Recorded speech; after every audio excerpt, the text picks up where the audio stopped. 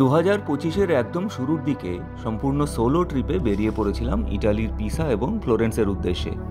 কাজের সূত্রে যেহেতু বেলজিয়ামে থাকি, তাই খুব কম সময় এবং খরচে এই 2-3 দিনের ট্রিপ করা যায়। তবে কলকাতা বা ভারতের অন্য বড় শহরগুলো থেকেও কিন্তু এই ট্রিপ সহজেই করে নেওয়া যায়, তবে ইটালি ভ্রমণের পার্ট হিসেবে। কলকাতা থেকে দুবাই, দোহা, আবুধাবি হয়ে রোম পৌঁছানো যায় মোটামুটি 14-15 ঘন্টায়। রোমে 2 দিন কাটিয়ে তারপর চলুন ফ্লোরেন্স। ইটালিতে রেলের ব্যবস্থা খুবই ভালো, ঘন্টায় ঘন্টায় ট্রেন যাচ্ছে রোম থেকে ফ্লোরেন্স বা পিসা। ফ্লোরেন্সে 2 দিন থাকলে ডে ট্রিপেও পিসা ঘুরে আসা যায়। ফ্লোরেন্স থেকে পিসা ট্রেনে সময় লাগে মোটামুটি 1 থেকে 1.5 ঘন্টা। মধ্যযুগের নবজাগরণের অন্যতম পীঠস্থান পিসা এবং ফ্লোরেন্স। স্থাপত্য, ভাস্কর্য, চিত্রকলা, বিজ্ঞান, এই সব কিছুর যে তুমুল জোয়ার শুরু হয়েছিল মোটামুটি দ্বাদশ শতাব্দী থেকে, তা কিন্তু ইটালির রোম, ফ্লোরেন্স এবং পিসাকে কেন্দ্র করেই হয়েছিল। তাহলে শুরু করা যাক আমাদের এই পিসা ভ্রমণ। Good morning. আজকে হচ্ছে 11 জানুয়ারি 2025। এখন বাজে বেলজিয়াম টাইম 7:15 সকাল। এখনও সানরাইজ হয়নি এখানে। আর আমি এই মুহূর্তে দাঁড়িয়ে আছি বেলজিয়ামের শার্লেরোয়া এয়ারপোর্ট। শার্লেরোয়া এয়ারপোর্ট হচ্ছে বেলজিয়ামের রাজধানী শহর ব্রাসেলস থেকে মোটামুটি 50 কিলোমিটার। আমি সকালবেলায় ব্রাসেলস থেকে বাস ধরেছি 5:30 নাগাদ। এখানে পৌঁছেছি 6:20 নাগাদ। আমার ফ্লাইট পিসা যাওয়ার উদ্দেশ্যে 8:15-তে, একটু পরে বোর্ডিং শুরু হবে।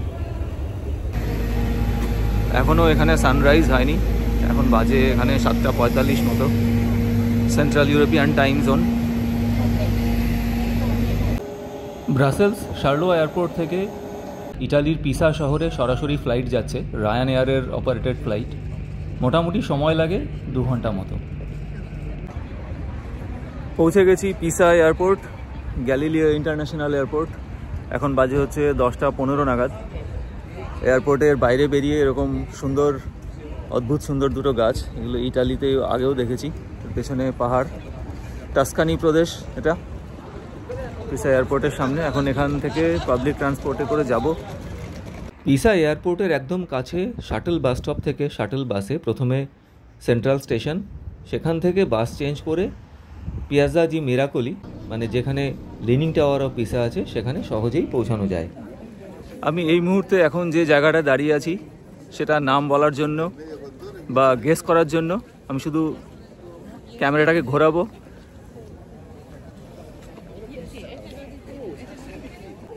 লিনিং টাওয়ার অফ পিসা, পিসার হেলানো মিনারের সামনে দাঁড়িয়ে আছি। আর তার পাশে হচ্ছে পিসা ক্যাথিড্রাল।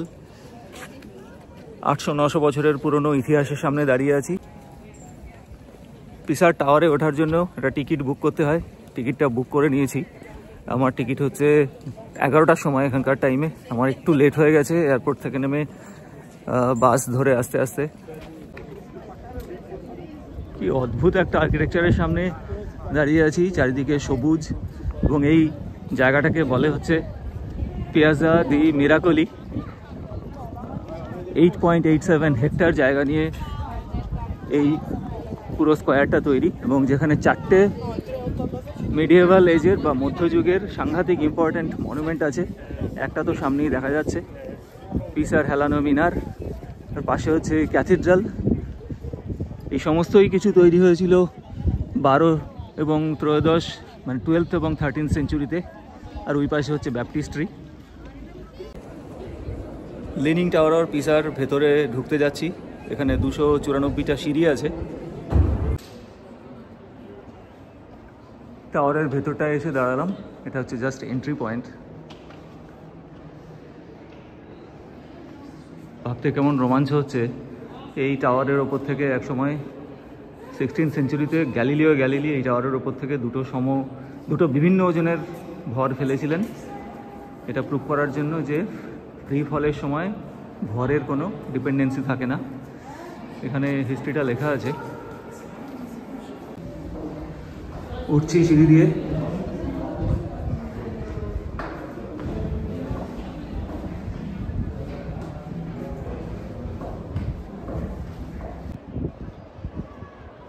পিসা মিনারের ওপর থেকে তোলা পিয়াজা দি মিরাকোলি। পুরো স্কোয়ারটা, যেটা একটা UNESCO world heritage site. Leaning tower of পিসার ওপর থেকে বলছি, আর আমার পেছনে পিসা শহর ল্যান্ডস্কেপ। আর টাওয়ারটাতে উঠতে উঠতেই মোটামুটি বুঝতে পারছিলাম যে কিছুটা হেলে আছে একপাশে, মোটামুটি 5 ডিগ্রি মতো হেলে আছে। এই টাওয়ারের পুরো ওজন হচ্ছে 14,500 টন। 1150 সালে এর ভিত্তিপ্রস্তর স্থাপন হয়েছিল। তারপরে মোটামুটি 200 বছর লেগেছিল এই টাওয়ারটা কমপ্লিট হতে। পিসার মিনারের একদম ওপরে উঠে এসেছি এখন। এখানে দুটো বেল লাগানো আছে। এটা অ্যাকচুয়ালি একটা পিসার যে ক্যাথিড্রাল তার বেল টাওয়ার হিসেবেই বানানো হয়েছিল 12th সেঞ্চুরিতে। এই টাওয়ারের আর্কিটেক্ট দিওতি সালভি 1180 সাল অবধি উনি কাজ করেছিলেন। তারপরে পিসানো বলে আরেকজন আর্কিটেক্ট এই কাজ শেষ করেন এবং এই টাওয়ার বানাতে মোটামুটি 200 বছর সময় লেগেছিল। এখন মোটামুটি 5 ডিগ্রি অ্যাঙ্গেলে হেলে আছে। 1990 সাল নাগাদ একটা রিনোভেশন ওয়ার্ক শুরু হয়েছিল, তাতে কিছুটা অ্যাঙ্গেলের কারেকশন হয়েছিল। বেসিক্যালি শুরুতে যখন এই টাওয়ারটা তৈরি হওয়া শুরু হয় তখন যে ফাউন্ডেশনের যে এতটা ভিত্তি ছিল না এত উঁচু ওজনের একটা টাওয়ারে তৈরি করার জন্য, সেটা খেয়াল করেননি আর্কিটেক্টরা। কিন্তু তারপরে এই কারেকশন আর করা যায়নি, এর ওপরই পুরো মিনারটি তৈরি হয়েছিল। ব্যালেন্স করার জন্য একদিকে ওজন বেশি করে মার্বেল দেওয়া হয়েছিল। আর এটা হচ্ছে আমার পেছনে হচ্ছে ক্যাথিড্রাল, পিসা ক্যাথিড্রাল। তার ওই পাশে ব্যাপটিস্ট্রি। পিসা ক্যাথিড্রালের ভেতরে এসেছি।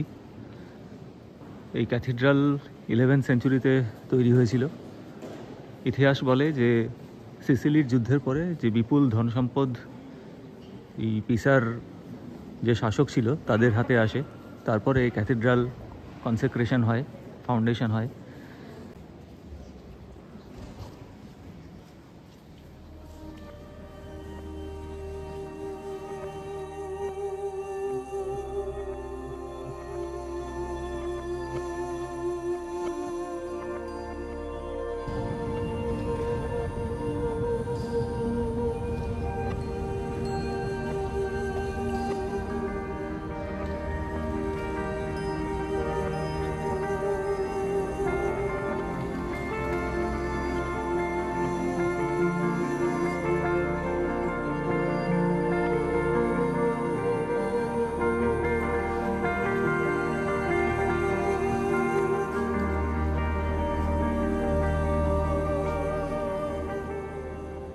এই মুহূর্তে এসে দাঁড়িয়েছি পিসার পিয়াজা দে মিরাকলির মধ্যে অন্যতম ইম্পর্ট্যান্ট স্ট্রাকচার ব্যাপটিস্ট্রির একদম ওপরের থেকে ভিউ। নিচে দেখা যাচ্ছে এটাকে বলে প্যালপিট। আর এটা হচ্ছে ইউরোপের লার্জেস্ট ব্যাপটিস্ট্রি। ফাউন্ডেশন হয়েছিল 12th সেঞ্চুরিতে। ব্যাপটিস্ট্রির ওপর থেকে নামছি। এটার আবার ওপর ওঠার জন্য মোটামুটি 100 মতো সিঁড়ি দিয়ে উঠতে হয়েছিল। পিসার টাওয়ারে উঠেছি 300 সিঁড়ি পেরিয়ে, এখানে প্রায় 100 সিঁড়ি।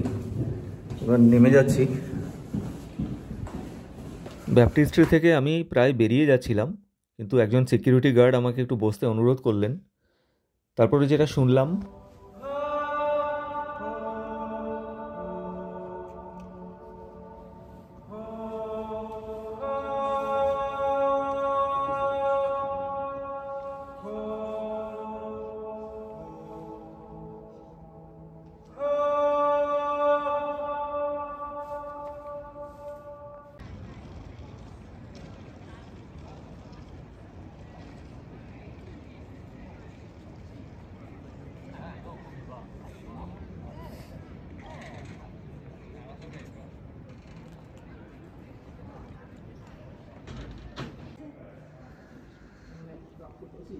পিসার মিরাকেল স্কোয়ার বা পিয়াজা দি মিরাকলির মধ্যে 4th যে ইম্পর্ট্যান্ট আর্কিটেকচার, এটা হচ্ছে সিমেট্রি।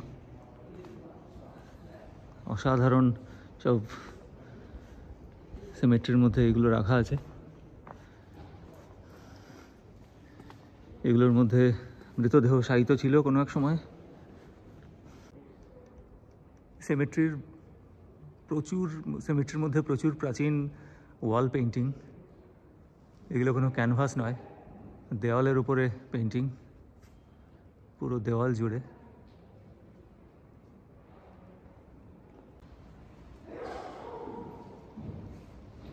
এখানের ওয়াল পেন্টিংটা দেখো কি অসাধারণ।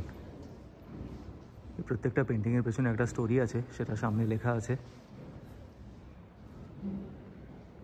বাইবেলের বিভিন্ন গল্প। ফ্লোরের ওপর মার্বেলের অসাধারণ একটা স্কাল্পচার।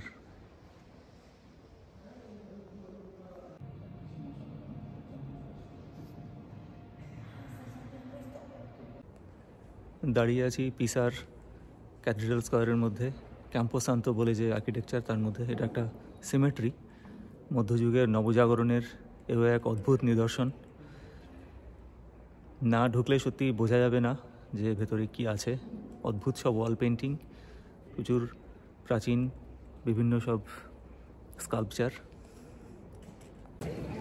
এখানে একটা ইনফরমেশন দিয়ে রাখি, এই প্রত্যেকটা টাওয়ার এবং ক্যাথিড্রাল, ব্যাপটিস্ট্রি সব একসাথে টিকিট পাওয়া যায় 27 ইউরো, 27 ইউরো।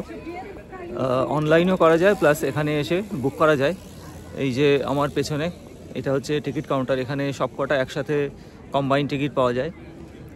আর আলাদা আলাদা করেও টিকিট হয়। পিসা টাওয়ার এবং ক্যাথিড্রাল একসাথে 25 ইউরো টিকিট হয়, আর ব্যাপটিস্ট্রি যদি আলাদা করে কাটতে হয়, ব্যাপটিস্ট্রি এবং সিমেট্রি, সেটা 11 ইউরো দিয়ে টিকিট কাটতে হয়। প্রচুর লিনিং টাওয়ার অফ পিসা চারিদিকে ছড়িয়ে আছে। স্কোয়ার থেকে বেরিয়ে এসে হকার্স মার্কেট। 3 থেকে 4 ঘন্টা হাতে সময় থাকলে খুব ভালো করে দেখে নেওয়া যায় পিসার এই স্কোয়ার অফ মিরাকলস। তবে আমার হাতে এতটা সময় ছিল না, আমি মোটামুটি 2.5 ঘন্টা সময় এখানে কাটিয়েছিলাম। তারপর এই স্কোয়ার থেকে বেরিয়ে একটা বাসে করে আমি পৌঁছেছিলাম পিসার সেন্ট্রাল এরিয়াতে। আমার ওই দিনের ট্যুর প্ল্যানটা ছিল মোটামুটি এরকম: দুপুরবেলার মধ্যে পিসা ঘুরে দেখে নেব, তারপর সেখান থেকে চলে যাব ফ্লোরেন্স। মোটামুটি 2:30 নাগাদ পিসা স্টেশন থেকে ট্রেন ধরার ঠিক ছিল, কারণ আমার ইচ্ছে ছিল 3:30 4টের মধ্যে ফ্লোরেন্সে পৌঁছে যাওয়া। পিসা শহরের মাঝখান দিয়ে বয়ে যাওয়া আর্নো নদীর ওপরে একটা ব্রিজের ওপরে দাঁড়িয়ে আছি। অনেকগুলো ব্রিজ আছে। এই পিসা শহরের অস্তিত্ব পাওয়া যায় ইতিহাসে খ্রিস্ট জন্মের 1500 বছর আগে। এট্রুস্কান সিভিলাইজেশন বলে একটা সিভিলাইজেশন ছিল, সেই সময় থেকে পিসার ইতিহাস পাওয়া গেছে। তারপরে মধ্যযুগে পিসাকে কেন্দ্র করে যে নবজাগরণের ঢেউ উঠেছিল, সেখানে মিকেলঅ্যাঞ্জেলো, লিওনার্দো দা ভিঞ্চি, গ্যালিলিও, এই সমস্ত নাম উঠে আসে ইতিহাসের পাতায়, আমরা সেগুলো পড়েছি। আর এই নদীর দুপাশে কি সুন্দর বিভিন্ন কালারের বাড়ি, ভীষণ কালারফুল এই নদীর দুপাশটা। চলে যাব ফ্লোরেন্স, স্টেশনে যাব। তার আগে আরেকটা ইন্টারেস্টিং জায়গাতে যাব, সেটা পৌঁছাই, তারপর ভিডিও করব।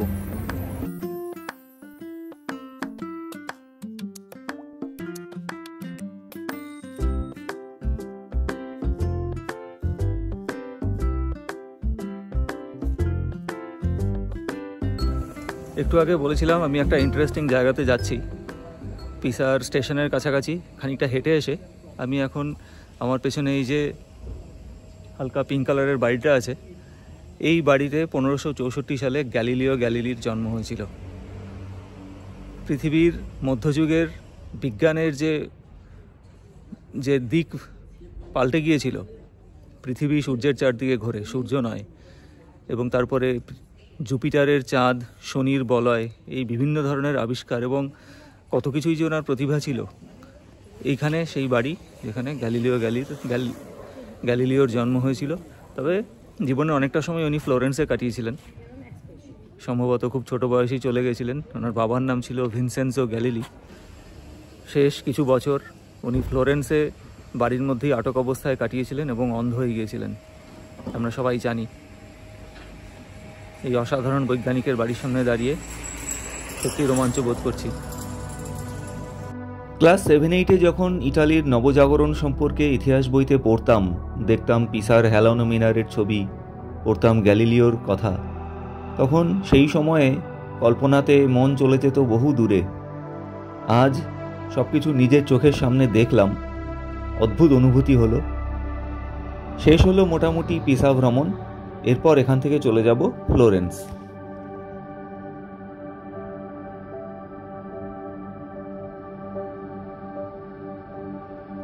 ফিরে আসবো আবার পরের ভিডিওতে ফ্লোরেন্সকে সাথে নিয়ে।